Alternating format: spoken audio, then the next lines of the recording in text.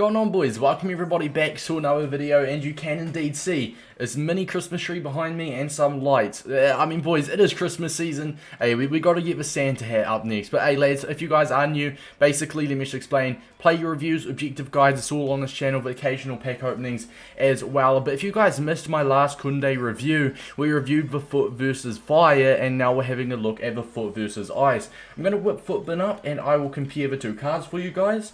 But if you guys missed the FUT Versus Fire Kounde review, I absolutely loved FUT Fire Kounde, or FUT Versus Fire, should I say, Versus Fire Kounde. He actually made the top 3 leaderboards. As you can see, the current review leaderboards, in first is David Ginola, in second it is, I think, Rule Breakers Arnautovic, and in third it is FUT Versus Fire Kounde. So today, lads, we are going to be looking at the ice version of this card, and I think on paper, as a centre-back, I think he looks better than the FUT Fire would. Let's switch over to FUTBin here, lads, and compare him to his 87. Obviously, he's 80,000 coins more. And what they've done is they've taken 6 dribbling away, but they've given him 5 more physical. So as you can see, this version's got 5 more physical, but he's got 6 less dribbling. And I actually mentioned quite a bit in my FUT Versus Fire Kounde review that dribbling is what I felt made Kounde so special. He was little and he felt good on the ball, so he was good, dribbling and releasing the ball. So I feel like now that EA have taken it away from him, obviously his agility, balance, ball control is all worse, his composure as well as worse, which is very annoying. But his physical is a whole lot better, and as a centre-back, right, you're going to absolutely love that. So 84 pace, we've gone for an anchor, goes to 89 in-game. You could even go for a shadow if you want, because obviously he's got really good physicals now, but I'll still go for the anchor because it will put him to 96 strength, 87 aggression, and 99 jumping in-game. He goes to 94 interceptions, 87 heading, and 93 awareness, 98 stand tackle, and 96 slide tackle. He looks like exactly what you want for a centre-back. He is as well, he is high, and being 5'11". One thing I noticed with him, and I especially noticed with his FUT Versus his Fire card, is how small he felt on the ball and how good he actually felt on the ball, because he felt, like quick, nifty, right trigger and left trigger dribbling with him, felt really, really responsive.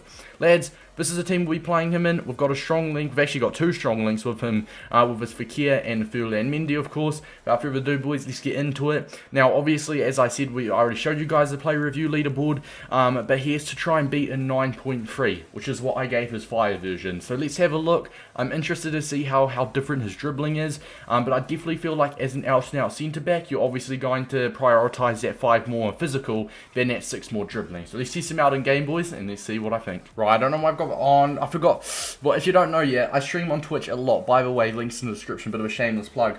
And my viewers, they can redeem channel points for me to wear different kits. That is why I'm wearing the City Away kit. I'm not a City fan, alright? I'm not a City fan. I am a Gooner. I am an Arsenal fan, but a viewer of mine redeemed for me to wear that kit, so that's why we're wearing that kit. But I mean, it's a good team. It's not a bad team. It's a little bit, basic. Definitely a beatable team. First impressions with him.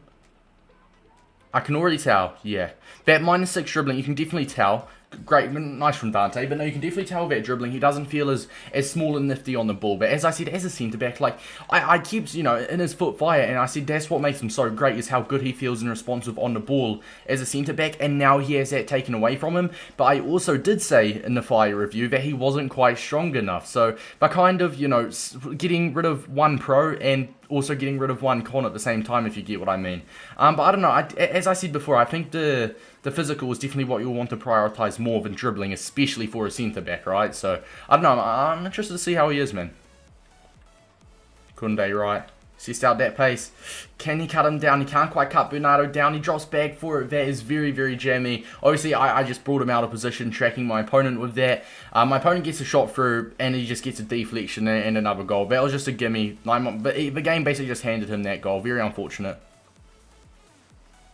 Kounde, he gets that tackle through. Lovely stuff. I mean, like, the thing is with him though, right, is he's 5'11". He's still got like 78 agility, 75 balance, 5'11", and I feel like if he was 6'1", 6'2", he wouldn't feel as small. So he's always got that about him, right? Like, he still feels really good on a turn. Right trigger and left trigger jockeying with him feels relatively fast and responsive. I feel like he'd be a great centre-back to have paired up with a bigger type of centre-back. For example, I'm pairing him up with Dante, right? Kounde, it's an interception, lovely stuff. But no, as I was saying, I'm pairing him up with Dante, yeah? The rule breakers, Dante plays for Nice, I'm pretty sure, yeah. You guys know what I'm talking about, but like, Dante's such a big guy, right? 6'2", 6'3", I'm pretty sure. And he's just an absolute monster. And pairing him up with Kounde, you've got a really balanced centre-back duo.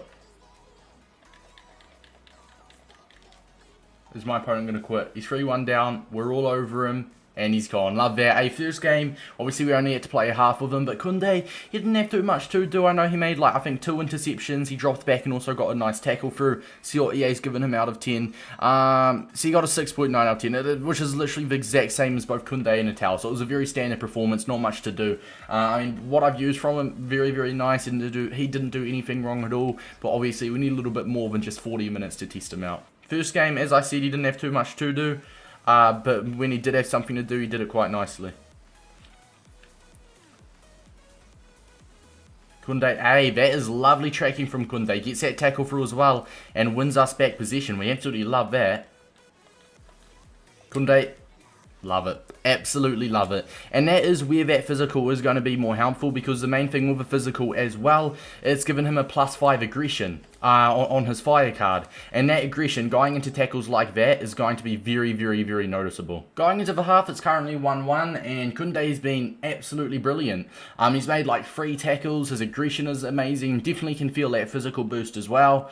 Yeah, man, no complaints with him so far. Really think he's doing the job. Now, as for, like, you know, how it's going on at this half, my opponent actually messaged me asking for the win. Sadly, though, I also need the win. But I don't know, I've been all over him. I'll be brutally honest, boys. I've been absolutely all over him. I mean, I say that, the expected goals are quite similar, but I don't know, man. I should be leading. I've been wasting very easy chances this game.